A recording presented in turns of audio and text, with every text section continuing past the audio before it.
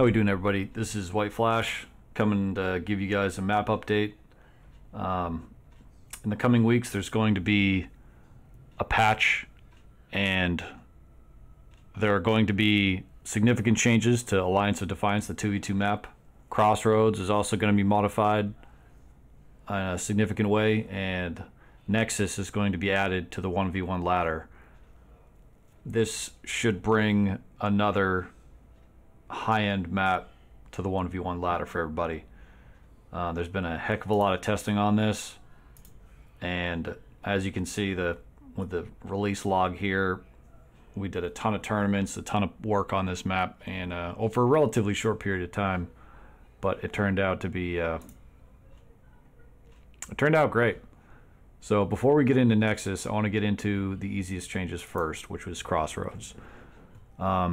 For a long time, this map has had an elevation on the right side, this hill here. Now, my artistic ambitions probably got the best of me when I was creating this map, adding elevation, but as you can see, it's been removed because of the way that elevation works in Company Heroes 2, or doesn't work, I should say. It mostly disrupts gameplay, so the elevation on this side of the map has been removed. Also in the graveyard, there was a gentle slope going up this entire graveyard. You can see kind of the out of bounds area there. This used to slope all the way down. That no longer is the case. Everything is flat on the entire playable area of the map. So that should make a positive difference for everybody who's been playing on Crossroads. Moving on to Alliance of Defiance. The changes on this map have been significant and are going to improve gameplay and flow quite a bit. Based on the testing that I've seen, the improvements here are significant. We'll start in the southern area of the map. These three buildings here have all been modified, so their health is approximately a third less than the starting health. That should make this area more fluid and less campy, so these buildings can be destroyed easier. The primary center building here is changed, so it's not a two-story building, so unintended shooting over these walls can't happen now, and the entrances to this building are a lot more appropriate for this area, so that should make this area flow a heck of a lot better. There are also some red cover puddles here and here that have been removed, and this wall, which kind of turned this into a lane, has been modified, so there's an opening in it.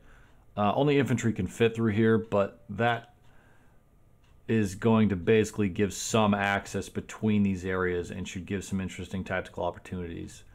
There's been some foliage added here as well, and we're looking at the center. The center's more or less the same as it was, pretty open. And as we move further to the north, you can see light shot blockers have been added, and some heavy shot blockers have been added as well. The light shot blockers are basically these hedgerows and these two hedgerows here and here. That should break up this area a little more and give people more interesting opportunities in the map. And these destroyed buildings here and here have been added to break up the center, so it doesn't just turn into one giant wide open portion of the map. Also added was these trenches adjacent to the old trenches, and the house has been modified slightly to have less health, as well as it's worth noting that there's a door that looks like it goes into the trench here, but you cannot access this door. This feature set is mirrored on the other side, and the same thing applies with this door here. You can only enter these buildings on one side.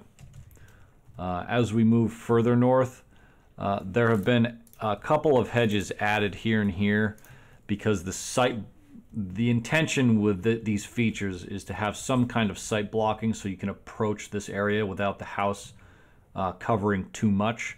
That wasn't really being achieved with just this giant hay bale, so a hedge was added, and that position was tweaked as needed to get that just right, which it ended up being. I also want to take this opportunity to thank everybody who helped test Alliance of Defiance, because The tests that we ran on this map to get it to this point were completely invaluable. Everybody who participated in the grudge match, everybody who came in and just tested on their own or tested at my request, I really appreciate that. That's how we get these maps in tip-top shape. Now moving on to the main event, Nexus, which will be added to ladder in the upcoming patch in the coming weeks. This map has gone through pretty exhaustive testing in tournaments and players testing at my request or on their own, submitting replays, all the usual stuff that makes the testing process work has basically happened on this map, and I appreciate everybody who's taken the time to do that, because without that, these maps simply don't get as good as they do with testing.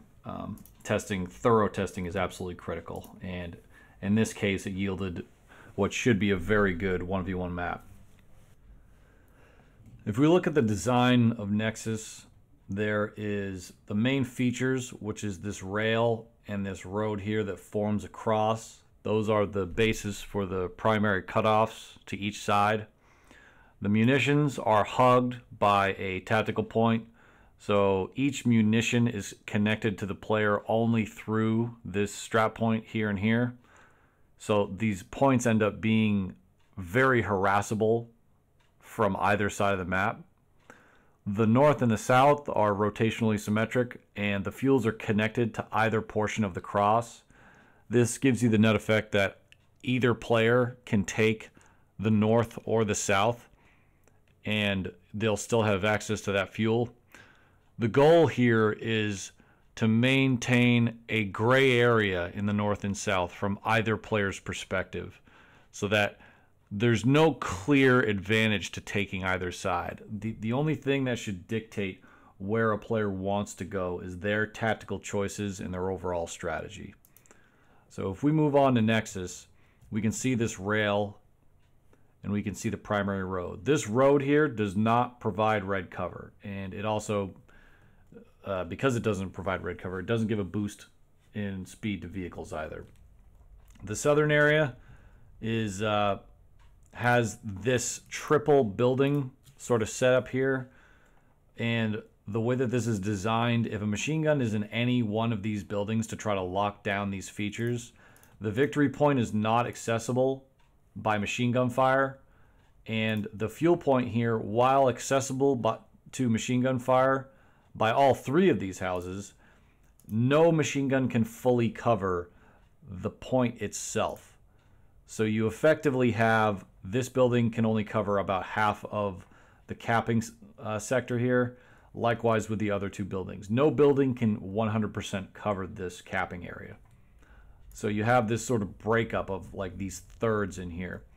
All these additional lanes in here, down by the south, and all these different areas between the buildings, this turns into a place where there are a lot of sneaking tactics and flanking opportunities for anybody who's willing to explore those options. This house is seems to be the strongest currently out of all of them, and it's still designed to be approachable from all sides, especially in this area where you have easy access and line of sight blocking from this wall. And so it should be interesting to see how this area plays out during games, and the approaches from both sides are also pretty reasonable here. Because there's no red cover here, this player doesn't have any issues coming in. Likewise on this side. In the north, there is a similar situation that happens in the south where players can approach here and access this building using these lanes here. Like you could throw grenades over or kind of assault this building however you choose, because you can get so close so quickly. That reality with this building, which is also very strong, can be accessed over this wall. So infantry don't need to directly engage this building. They can actually toss grenades over here or access the building directly at very close range very easily. So these walls give you lots of opportunities here.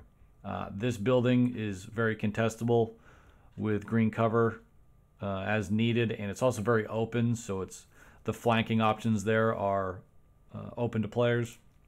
The building health, as you can see, it is not 100%, nor is this building. I don't think any building on this map is 100%. In fact, it is not.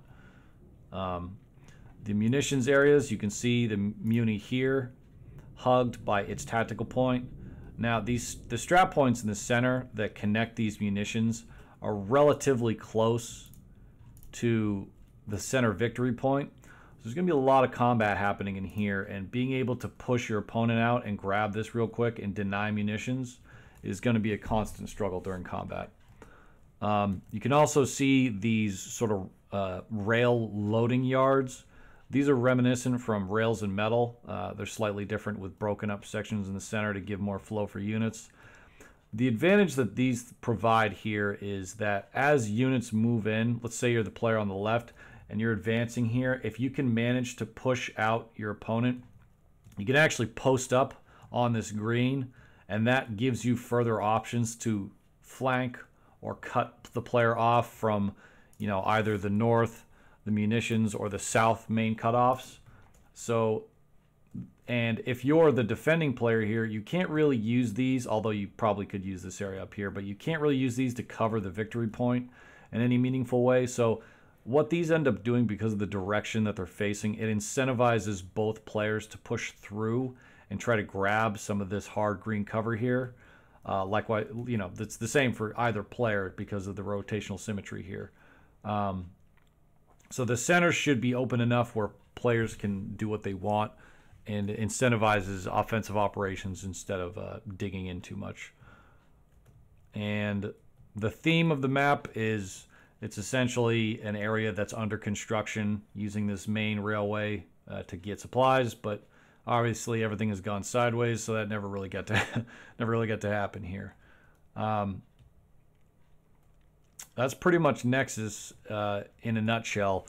There's a lot of subtlety to this map that players have been unlocking as they play, and I'll be really excited to see how the meta of this map develops as time goes by, and hopefully we'll be able to improve it as needed down the road. So I appreciate everyone taking a look at this, and I appreciate everybody coming in to see what's going on with the map changes.